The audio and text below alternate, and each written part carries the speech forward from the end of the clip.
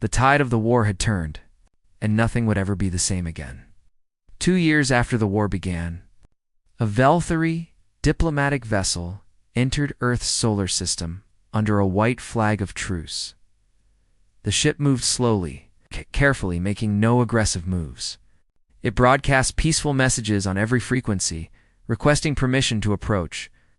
This was something no Valkyrie vessel had ever done before. The mighty empire did not ask permission from lesser species.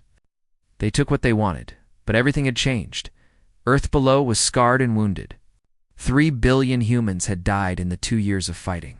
Cities that had stood for centuries were now ruins. Forests had burned. Rivers ran black with ash. The beautiful blue planet that the Valkyrie had first observed was now marked with the scars of war. But humans still lived, and they were no longer alone. Word of humanity's resistance had spread across the galaxy like wildfire. Species that had cowered before the Valkyrie for generations suddenly found their courage. The Cathori, a race of beings who had been enslaved for 100 years, rose up against their masters. The Vorn Collective, who had stayed neutral during every Valkyrie conquest, began secretly supplying human forces with weapons and technology. Even the Malaxi, a species so peaceful they had never built a weapon in their history, started sending food and medical supplies to Earth. Humanity had done what no other species could. They had shown the galaxy that the Valkyrie could be beaten. General Patricia Hawkins met the Valkyrie delegation in the rebuilt ruins of Geneva. She was older now, her hair streaked with gray and her face lined with exhaustion. Her left arm had been replaced with a metal prosthetic after. A Valkyrie bombardment had destroyed the bunker she was commanding. She walked with a slight limp from another injury that had never fully healed, but her eyes were sharp as ever. Her voice did not shake. Across from her sat High Commander Zoreth. He looked different from the proud conqueror who had appeared on their screens 2 years ago. He seemed smaller somehow, diminished. His scales had lost their luster. His eyes showed something Patricia had never expected to see in them: defeat. "You requested this meeting," Patricia said. It was not a question. "Speak." Zorath took a moment to gather himself. It was not easy for him to say what he had come to say. He had never spoken these words before in his long career. "The Valkyrie Empire is prepared to offer a ceasefire," he said. "We will withdraw all forces from your solar system. We will release every human prisoner we hold. We will provide resources to help rebuild what we have destroyed." Patricia waited, knowing there was more. "In return," Zorath continued, "you will end your alliances with the rebel species attacking our holdings. You will cease your raids on our supply lines. You will allow the Empire to maintain its current borders." The human officers around Patricia shifted uncomfortably. Some of them thought this might be a good deal. The war had cost so much. So many dead. So much destruction. A chance to stop the killing. To rebuild. To breathe. But Patricia understood something they did not. She leaned forward, and her voice was cold. "You invaded our world. You burned our cities. You killed 3 billion of our people. Children, elderly, families, who had done nothing to you. And now you come asking us for mercy." Zorath's jaw tightened. "We are offering peace," Patricia said. "You are offering surrender. You just lack the courage to call it what it is." She stood up from her chair. Around her, human officers straightened their backs, their eyes hard. "Here are our terms," Patricia said. "You will withdraw from every star system you have conquered in the last 200 years. Every single one. You will free every species you have enslaved. The Cathor, the Sundari, the Hollow, all of them. You will dismantle 90% of your war fleet. And you will stand trial before a galactic court for your crimes against sentient life." Zoreth stared at her in disbelief. "Those terms are impossible. The Empire would never accept them. Our people would revolt. Our government would fall." Patricia smiled. It was the same smile Linda Morrison had worn 2 years ago on the day this all began. "Then your empire will fall. Because we will not stop. We have built a fleet now, Zoreth. Real ships. not the desperate garbage we use to attack your home system. Our allies are providing us with technology you cannot imagine. And every day, more species join our cause. She leaned down, bringing her face close to his. You wanted to know what makes humans dangerous? It is not our weapons. It is not our stubbornness. It is that we have no limit, no line we will not cross. No price too high to pay for victory. You hurt us, so we will hurt you. You take from us, we will take everything from you. You pushed us to the edge of extinction, and instead of dying quietly, we became something terrible. Her voice dropped to a whisper. We would rather burn this entire galaxy to ash than kneel to those who wronged us. That is what you created when you attacked Earth. That is the monster you awakened. And now, you have to live with the consequences. The room was silent. Outside, through windows that looked out on the ruins of Geneva, smoke still rose from buildings destroyed 2 years ago. Zorath looked at the humans standing over him. He remembered the transmission he had received at the start of this war. He remembered dismissing humans as primitive, weak, insignificant. He had been wrong. So terribly, terribly wrong. We need time to consult with our government, he said quietly. Patricia nodded. You have 1 week. After that, we resume operations. The Velthari delegation left. Zorath returned to his ship and sent a message to the Imperial Council explaining the situation. He recommended accepting the human terms 3 days later. The Empire responded. They accepted everything. The war was over. 10 years later, the galaxy was a different place. The Velthari Empire still existed, but it was a shadow of its former power. Its conquered systems had become independent. Its enslaved species had formed their own nations. Its war fleet had been reduced to a fraction of its former size, and at the center of the new, galactic order sat humanity. They had not become conquerors. They had no desire to rule over others. They remembered too well what it felt like to be under someone else's boot. But they were watchful, and they were remembered in the Great Hall of the Galactic Council. Representatives from hundreds of species gathered to discuss trade, to resolve disputes, to build something better than what had come before. Humans sat among them, no longer primitives to be conquered, but equals to be respected. On the wall of the council chamber hung a simple plaque. It was written in 100 languages, so that every species could read it. It said, "Here stood Earth, here stood humanity. Here stood those who would not yield." And beneath it, in smaller letters, a warning. Let all who would threaten the innocent remember what happened to those who tried. The galaxy was not peaceful. It would never be peaceful. Too many species, too many ambitions, too many old wounds. But it was free, and it was protected by a species that had learned the hardest lesson in the universe. Sometimes, to protect what you love, you have to become something frightening. Humanity had paid that price. They had become the thing that monsters feared, and they would never forget what it cost them. General Patricia Hawkins lived to see the peace she had fought for. She retired to a small house overlooking the ocean, where the waves washed against shores that had once been black with ash. She died quietly in her sleep at the age of 87, surrounded by her grandchildren. The galaxy mourned her passing. Even some Velthari sent messages of respect, and on her grave they carved simple words that said everything that needed to be said. She refused to surrender. That was the lesson humanity taught the universe. That was the legacy of the war. Never threaten those who have nothing left to lose, because they will make you pay for it in ways you cannot imagine. The end. Fought to protect their lives, their property, their comfort. When we threatened those things, they surrendered to preserve what they could. Kethos paused, gathering his thoughts. Humans are different. They do not value their lives above all else. They value something else more. They call it pride, honor, freedom. They would rather die than live as slaves. They would rather see their world burn than hand it over to us. Zorath stared at his officer. That is irrational, as High Commander, but it is also terrifying. The war continued, and humanity adapted with frightening speed. Within weeks of capturing the first Velthari technology, they had begun producing their own versions.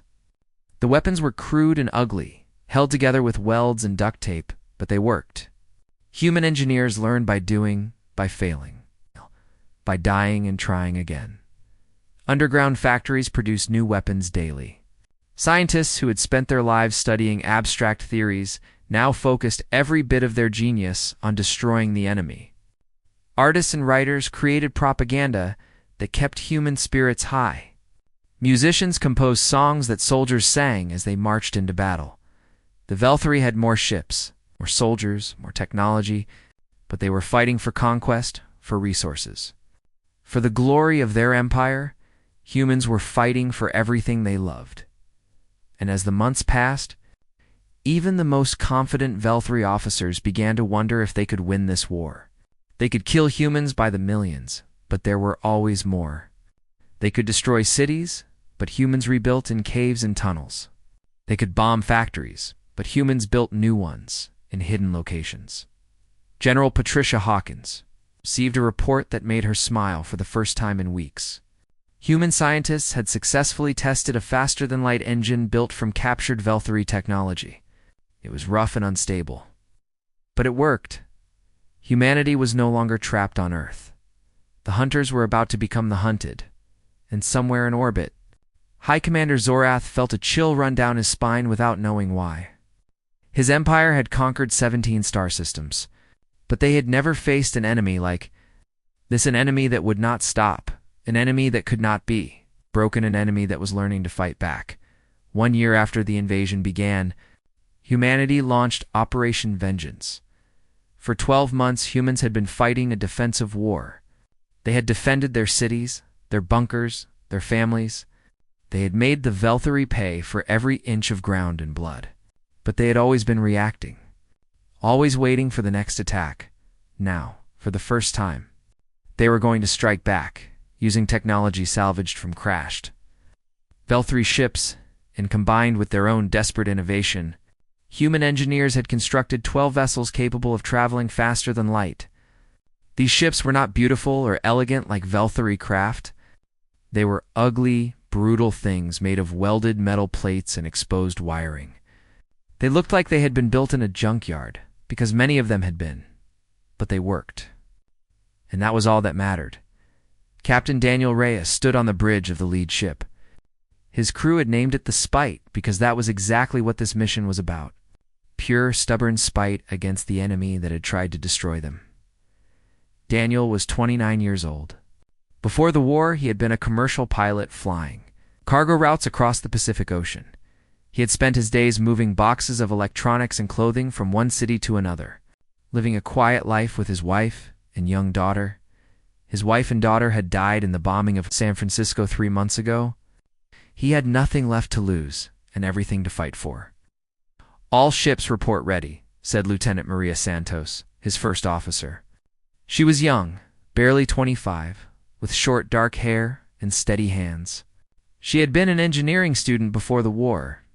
Now she was one of the best officers in humanity's new fleet. Daniel looked at the faces of his crew. There were 47 people on the Spite, and similar numbers on each of the other 11 ships. They were engineers and scientists, teachers and farmers, doctors and mechanics. Most of them had never been in combat before the invasion. Now, they were about to lead humanity's first strike against another star system. None of them expected to come back alive. "You all know the mission," Daniel said, his voice calm and clear. "We are going to hit the Velthari supply depot at their home world, Velthari's Prime. We are going to destroy everything we can reach, and we are going to show them that distance does not protect them from us." He paused, looking at each face in turn. "They came to our home. They burned our cities. They killed our families. Now we are going to follow them home and return the favor." A cheer went up through the ship. It was not a happy sound. It was angry, fierce, determined. "Jump in 60 seconds, Maria announced.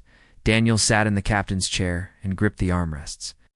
The jump technology was still experimental. There was a real chance their ships would simply disappear into nothing and never be seen again. But that risk was acceptable. Everything was acceptable if it meant hurting the enemy. The countdown reached 0, and the fleet jumped. For a moment, there was nothing. No sound, no light, no sensation at all. It was as if the universe itself had stopped existing. Then reality returned in a flash of blinding light, and the human fleet emerged in the Velthary home system. Veltharus Prime was a large red planet orbiting a dying orange star. Around it floated dozens of space stations, shipyards, and orbital platforms. This was the heart of the Velthary Empire, the center of their power. No enemy had ever attacked this place. No enemy had ever come close, until now. The Velthary detected the human ships immediately, but they were slow to respond. Their commanders could not believe what their sensors were telling them. Humans here? In their home system? It was impossible. The primitives did not have jump technology. They were trapped on their dying world, waiting to be conquered. By the time the Velthary organized a response, it was too late. The human fleet scattered and attacked from every direction. They fired everything they had at the orbital stations and shipyards. Their weapons were crude compared to Velthary technology, but there were so many of them, and the humans fired without stopping, without pausing to aim properly, without caring about ammunition conservation. They were not trying to win. They were trying to hurt the supply depot on the third moon of Veltharus. Prime exploded in a massive fireball that could be seen from the planet's surface. 3 orbital stations fell, their hulls breached, and their crews dying in the vacuum of space.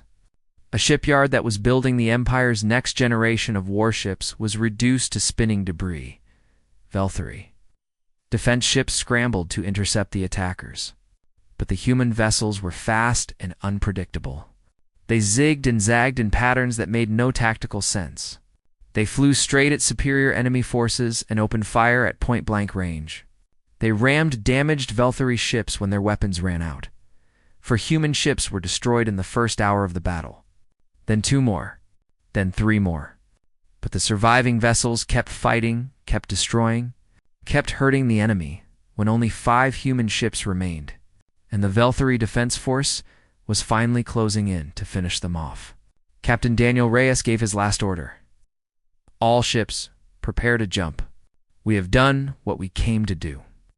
The surviving fleet jumped out of the system, leaving chaos behind them. The Velthary stared at the destruction in disbelief. Their supply depot was gone. Their shipyards were burning. Thousands of their people were dead, and the humans had left a message before jumping away. Daniel Reyes had broadcast a transmission on every Velthary frequency. His face appeared on screens across the Empire, illuminated by the glow of burning Velthary infrastructure behind him. "This is humanity," he said. His voice was calm, almost conversational. "We did not ask for this war. We did not want it. But you brought it to our home. You killed our families, our children. You burned our world and called it conquest." He paused, and when he spoke again, his voice was cold as ice. "Now you know what that feels like. This is not the end. This is the beginning. We are coming for you. Not today. Not tomorrow. But we are coming. Every world you hold, every station you build, every ship you launch will be a target. We will hunt you across every star in this galaxy until there is nothing left of your empire but dust and memory." Daniel leaned forward, and his eyes burned with hatred. "You wanted to know what makes humans dangerous? It is not our weapons. It is not our technology. It is that we would rather die fighting than live on our knees. You made us your enemies. Now you will learn what that means." The transmission ended. High Commander Zorith watched the recording in his quarters aboard the Eternal Dominion. He watched it once, twice, 17 times. He could not look away from the humans' eyes. There was no fear in them. No desperation. Only a cold, patient hatred that promised eternal war. For the first time in the history of the Velthary Empire, an enemy had struck their home system. For the first time, the conquerors understood what it felt like to be conquered, and across the galaxy, other species watched. Species that had been enslaved by the Velthary. Species that had surrendered without a fight. Species that had given up hope long ago. Now they saw something new. They saw that the mighty Velthary could be hurt. They saw that resistance was possible, and they began to remember what hope felt like. Not scared, not desperate, angry. On every continent, recruitment stations were overwhelmed with volunteers. Factories that made cars and electronics were converted to produce weapons overnight. Scientists abandoned their research to work on military applications. Everyone, from teenagers to grandparents, wanted to fight. The Velthari had expected to break human will with their show of force instead. They had unified it. The first wave of Velthari ships descended on North America. Their targets were military bases in Colorado, Nevada, and Texas. Their shields were raised, their weapons charged. They moved with the confidence of predators who had never known. Prey that could fight back. Then the missiles came. Nuclear warheads streaked upward from submarines hidden in the Pacific. More launched from silos in Montana and Wyoming. Russian missiles joined them from Siberia. Chinese missiles from the Gobi Desert. Every nuclear power on Earth fired everything they had at the descending fleet. The sky turned white with fire. The Velthari. The shields held against most of the explosions. Their technology was advanced, designed to withstand the weapons of dozens of conquered species. But the sheer number of missiles was staggering. For every warhead that detonated harmlessly against their barriers, 3 more followed. The impacts were constant, relentless, overwhelming. High Commander Zoroth watched from orbit, his confidence beginning to crack. How many weapons do these creatures have? He demanded. Kethos checked the data, his face pale. High Commander, they appear to have built enough nuclear devices to destroy their own planet several times over.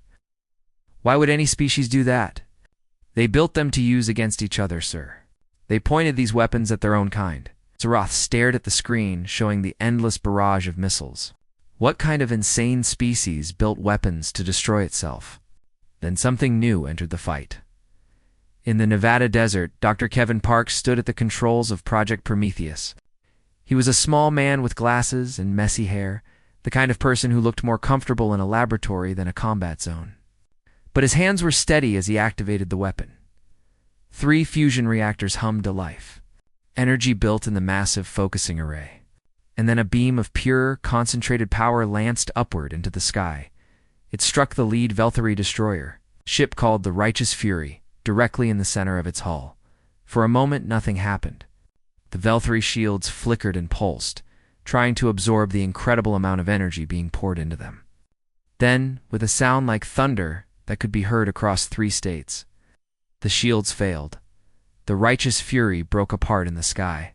Pieces of alien metal, some the size of houses, rained down into the Pacific Ocean. The ship that was supposed to be invincible, the ship that had destroyed 6 worlds, fell in flames. A cheer went up in bunkers and command centers around the world. Humans had drawn first blood, but Zoroth was not ready to retreat. He ordered his remaining ships to concentrate fire on the source of that beam. Waves of energy weapons struck the Nevada facility, and within minutes was nothing but a smoking crater. Dr. Kevin Park died in the attack, along with 300 others. But his weapon had done its job. It had proven that the Velthari could be killed in the hours that followed. The battle became chaos. Velthari ships swept across the planet, burning cities and military bases. Millions of humans died in the first day alone. But for every target the aliens destroyed, humans rebuilt somewhere else. For every weapon they eliminated, humans built 2 more. The Velthari landed ground troops in what they thought were secured zones. They expected surrender. They expected fear. Instead, they found themselves fighting for every inch of ground. Soldiers attacked them with guns and rockets. Civilians attacked them with knives and homemade bombs. Even children threw rocks and bottles. The humans refused to stop. They refused to give up. They refused to acknowledge that they were supposed to be defeated. Kethos brought Zoroth a report at the end of the first week. The young officer's voice was quiet, troubled. "High Commander, our casualties are climbing. We have lost 2 more ships and 6,000 soldiers. Our supply lines are stretched thin, and the humans show no signs of surrendering." Zoroth stared at the planet below. Fires burned across its surface. Millions were dead. Any rational species would have given up by now, but humans were not rational. They were something else entirely. something dangerous. "Continue the attack," Zoroth ordered, but for the first time, his voice held a note of uncertainty. They cannot resist forever. But deep in his heart, he was beginning to wonder if he was wrong. 6 months had passed since the invasion began, and the Velthri Empire faced something they had never encountered before. They controlled Earth's orbit completely. Their ships circled the planet like hungry predators, destroying any target they could identify. They had burned cities, killed millions, and reduced entire regions to wasteland, but they could not hold the ground. Every time Velthri troops landed on Earth's surface, humans swarmed them from every direction, not just soldiers with military weapons, but ordinary people with whatever they could find. Farmers attacked with hunting rifles and shotguns. Teachers built bombs from cleaning supplies and kitchen chemicals. Factory workers welded armor onto trucks and charged at alien positions. Even elderly grandmothers organized networks to smuggle food and ammunition to resistance fighters. The Velthri had expected an organized military to defeat. What they found instead was an entire species that refused to accept defeat. Every human, from the youngest child to the oldest elder, saw themselves as a soldier in this war. General Patricia Hawkins had taken command after Samuel Ortega died defending the Geneva bunker. She was operating now from a secret facility hidden deep in the Rocky Mountains, constantly moving to avoid detection. Her left arm was wrapped in bandages from a close call with a Velthri patrol last week.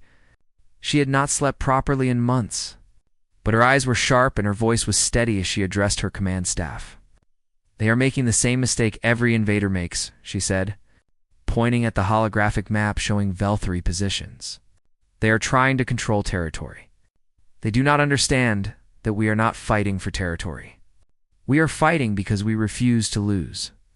Captain Matthew Cole, a young officer who had been a high school teacher before the war, nodded in agreement. "Our resistance cells report that Velthri patrols are avoiding populated areas now. They take too many casualties when they enter towns and cities." "Good. Keep the pressure on. Make them afraid to walk on our soil." In another part of the bunker, a captured Velthri shuttle sat in a makeshift laboratory. It had been taken 3 months ago when its pilot made the fatal mistake of landing near a small farming community in Kansas. The pilot had expected the humans there to flee or surrender. Instead, 200 farmers had surrounded the shuttle within minutes. The pilot had not survived the encounter, but the shuttle was mostly intact. Dr. Lisa Grant led the team studying the alien technology. She was young, barely 30, with dark circles under her eyes from too many sleepless nights. Before the war, she had been working on her doctorate in physics. Now, she was humanity's leading expert on Velthri technology. "The key to their power is right here," she explained to Patricia during a video call. "They use a form of contained antimatter as their energy source. We cannot replicate it yet. Our technology is decades away from that. But we can disrupt it." "Explain," Patricia said. Lisa pulled up a diagram on her tablet. "Their antimatter containment uses a specific frequency of magnetic field. If we can get close enough to their ships with a device that generates an opposing frequency, we can cause a cascade failure in their reactor. The antimatter escapes containment, and the entire ship destroys itself." Patricia studied the diagram. "How close is close enough?" "About 2 kilometers. That is a suicide mission." Lisa was quiet for a moment. Then she said, "I have already received 500 volunteer applications. I had to stop accepting them because there were too many." This was what the Velthri could not understand. Humans were not fighting to survive. They had already accepted that they might not survive. They were fighting because they refused to be conquered. They were fighting because surrender was worse than death. They were fighting out of pure, stubborn spite. High Commander Zorath received reports every day that made no sense to him. Human soldiers charging fortified Velthri positions with no hope of victory, taking as many aliens as they could with them before they fell.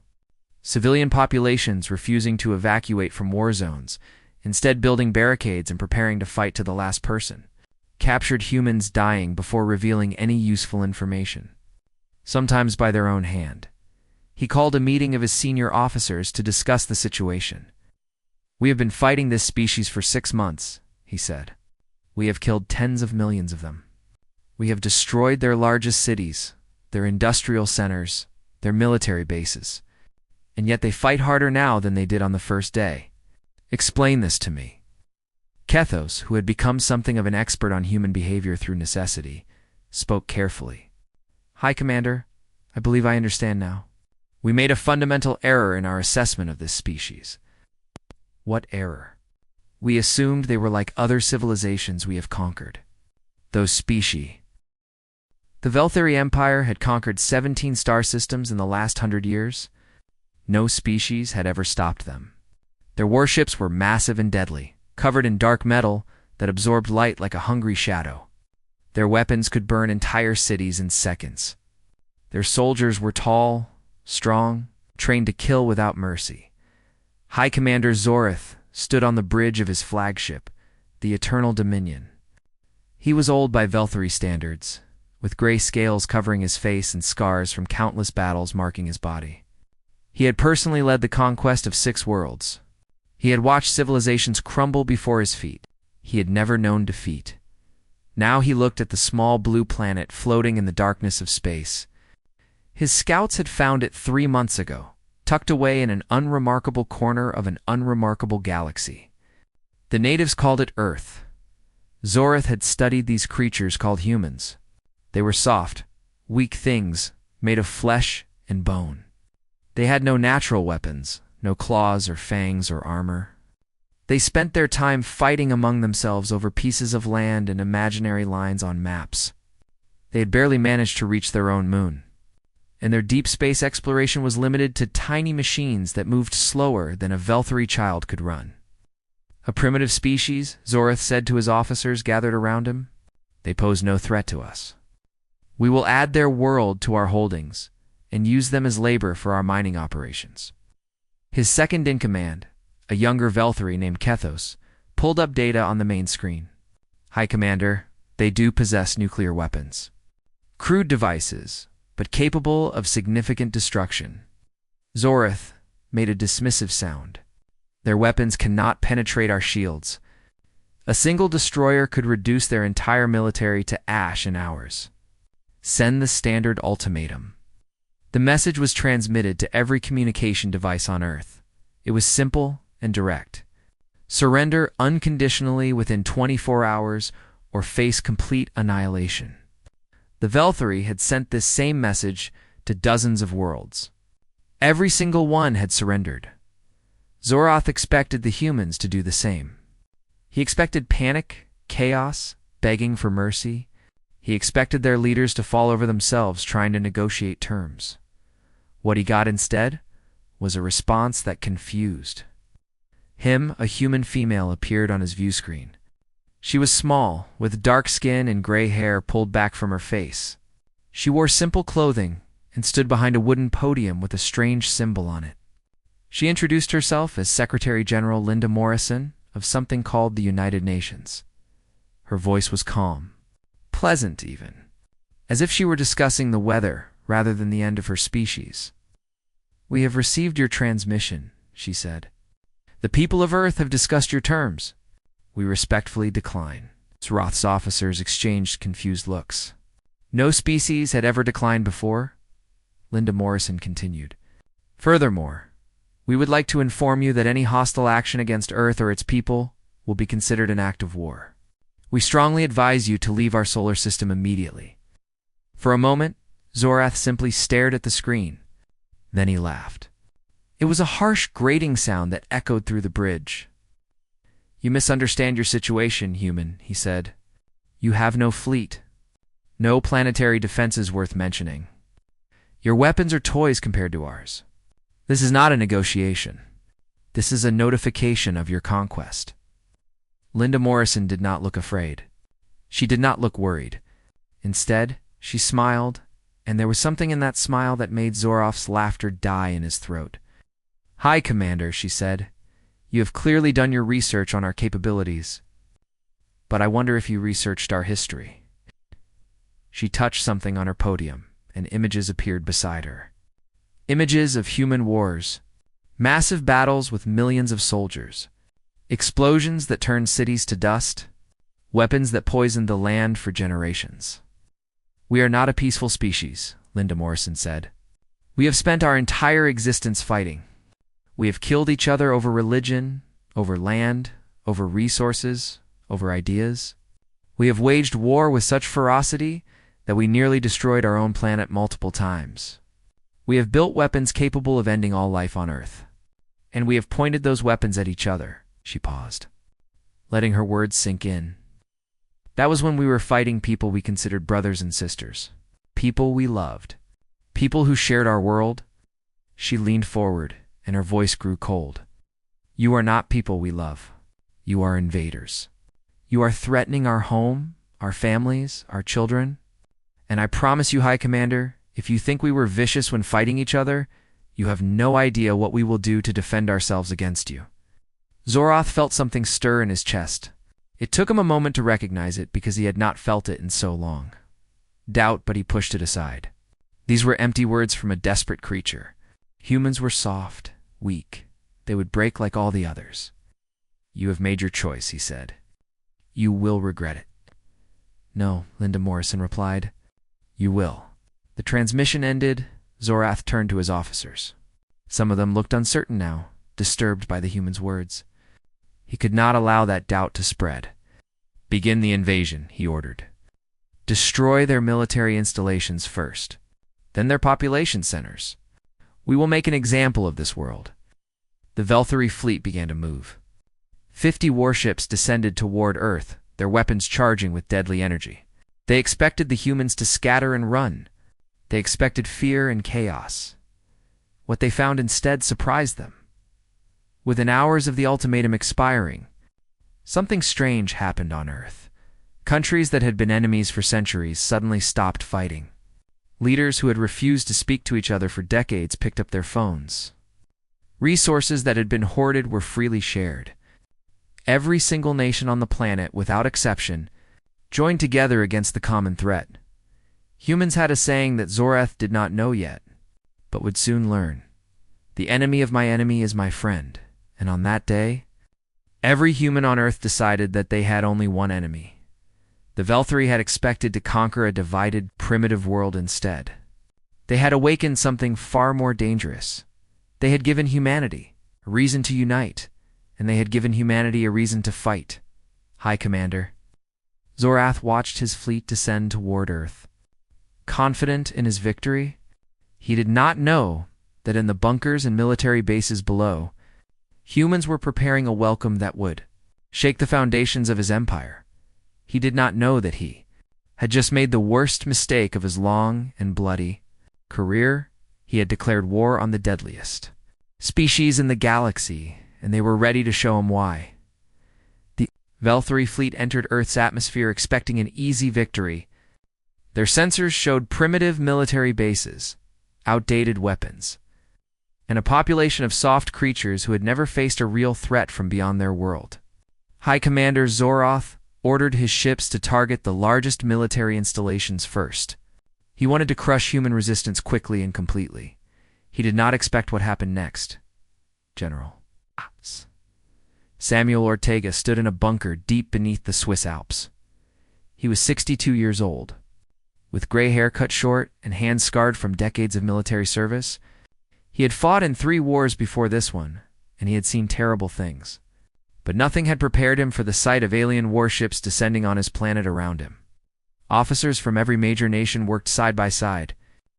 American generals sat next to Russian commanders. Chinese admirals shared screens with European strategists. Old enemies had become instant allies. "Status report," Samuel said, his voice steady despite the chaos around him.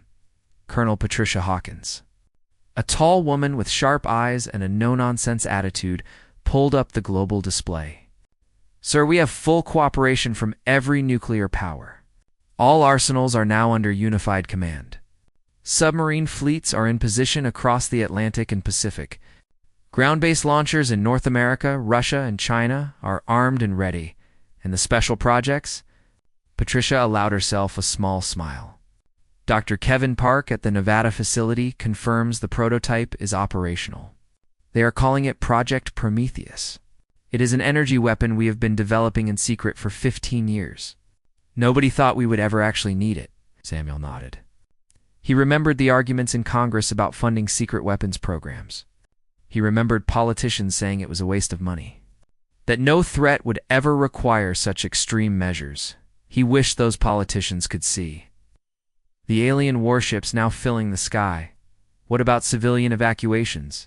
He asked, proceeding in all major cities. People are scared, sir, but they are not panicking. The president's address helped calm things down. So did the footage from Proxima. Samuel's jaw tightened at the mention of Proxima. The Velthri had made a mistake 3 days ago. They had attacked the small human research station on Proxima Centauri b, the first human colony outside the solar system. 47 scientists and their families had been living there, studying the alien world and dreaming of humanity's future among the stars. The Velthri had burned them all alive. They had broadcast the destruction across every frequency, intending it as a warning of what would happen to Earth if humans did not surrender. It had not worked as they intended. Humans did not see it as a warning. They saw it as a murder. They saw the faces of the dead scientists, the children who had been playing in the colony's gardens, the families who had traveled so far to build something new, and they became angry.